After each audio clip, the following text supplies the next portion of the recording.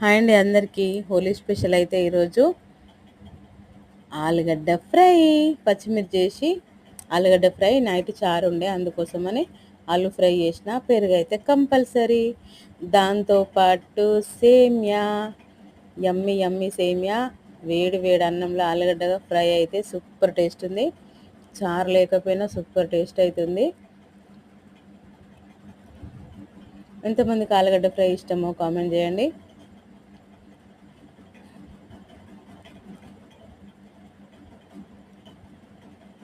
చారు కంటే వట్టి కూరే సూపర్ టేస్ట్ అవుతుంది.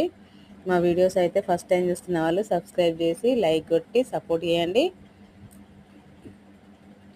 పెరుగన్నంలోకి అయితే ఆలుగడ్డ కూర సూపర్. పెరుగు కూడా సూపర్ తియ్యగా ఉంది. Happy Holi all.